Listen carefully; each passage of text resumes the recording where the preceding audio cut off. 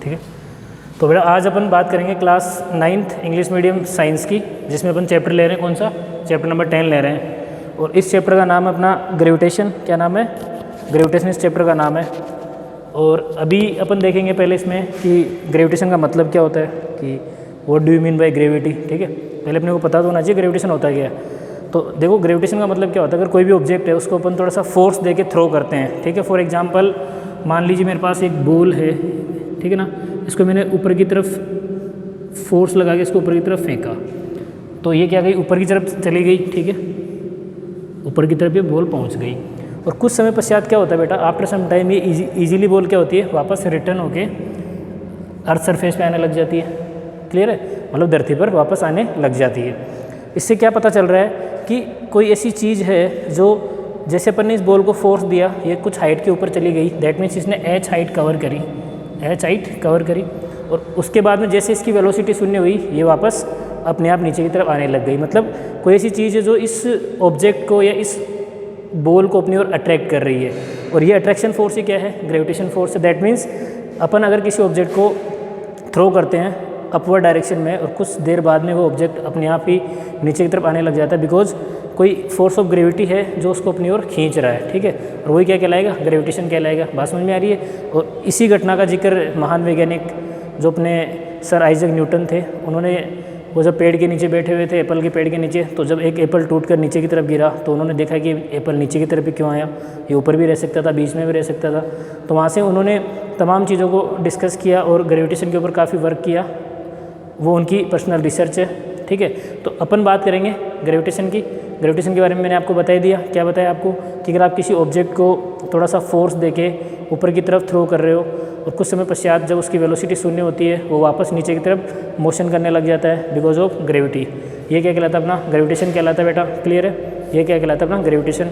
और ग्रेविटेशन के जनक फादर किसे कहा जाता है, सर आइजक न्यूटन को। किसको कहा जाता है, सर आइजक न्यूटन को क्या कहा जाता है बेटा, फादर ऑफ ग्रेविटी कहा जाता है। क्या कहा जाता है, फादर ऑफ ग्रेविटी कहा जाता है। क्लियर है। अब इसके बाद में अगला टॉपिक अपन बात करेंगे, सेंट्रीपिटल फोर्स क्या होता है। सेंट्रीपिटल फोर्स,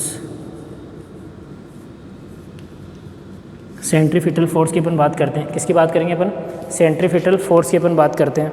सेंट्रीपिटल फोर्स का मतलब क्या है बेटा, फॉर एग्जांपल मान लो तुम्हारे पास में कोई एक बॉल है जो एक थ्रेड से बंधी हुई है। ठीक है, और आप इसको सर्कुलर मोशन दे रहे हो, दैट मीन्स आप इसको सर्कुलरली मूव कर रहे हो। आप इसको क्या दे रहे हो, सर्कुलर मोशन करवा रहे हो। क्या करवा रहे हो, सर्कुलर मोशन करवा रहे हो। आप इस बॉल को क्या दे रहे हो, सर्कुलर मोशन दे रहे हो। जैसे आप इसको सर्कुलर मोशन दोगे तो क्या करेगी, ये बॉल चारों तरफ आपके अराउंड रोटेट करना स्टार्ट कर देगी। और सेंटर में से आपने इसको पकड़ ही रखा है, और जैसे आप इसको रिलीज़ करते हो तो ये बॉल कुछ मतलब सम डिस्टेंस के बाद में जाके गिर जाती है। तो इस बॉल के बीच में और जहाँ से अपन इसको पकड़ रखा है उस तरफ एक फोर्स अप्लाई होता है जो टूवर्ड्स सेंटर होता है। तो वह फोर्स जो टूवर्ड्स सेंटर अप्लाई हो क्या कहलाएगा, सेंट्रीपिटल फोर्स कहलाएगा।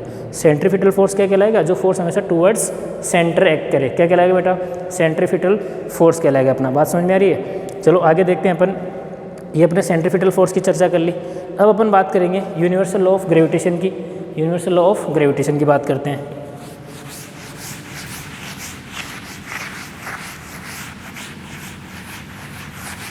यूनिवर्सल लॉ ऑफ ग्रेविटेशन की बात करते हैं। तो देखिए universal law of gravitation,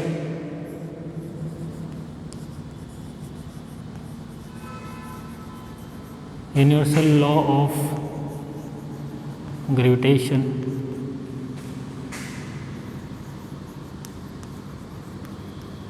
universal law of gravitation.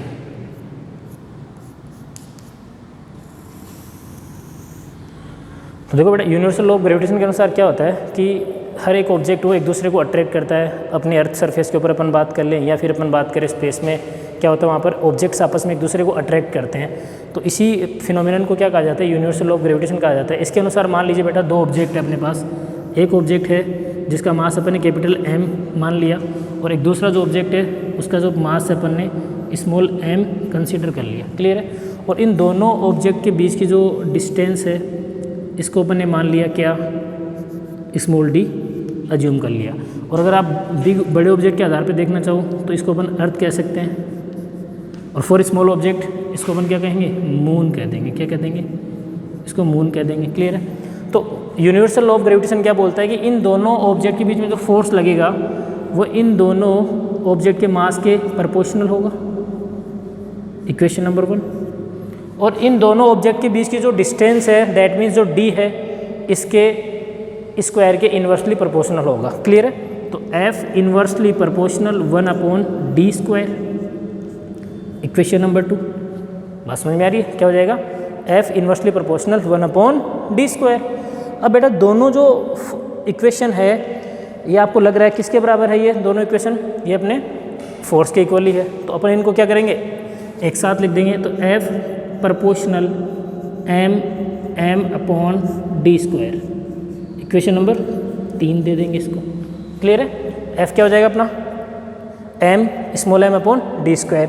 इसको क्या नाम देंगे अपन, इक्वेशन नंबर 3 नाम दे देंगे। अब आगे देखिए,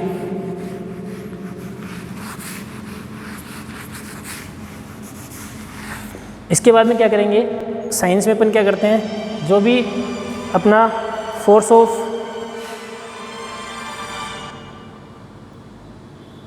साइंस में अपना जो भी फोर्स ऑफ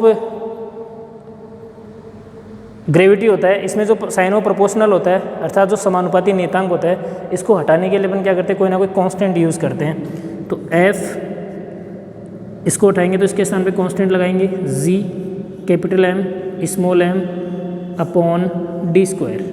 क्लियर है। जहाँ ये अपना जी क्या है बेटा, ग्रेविटेशनल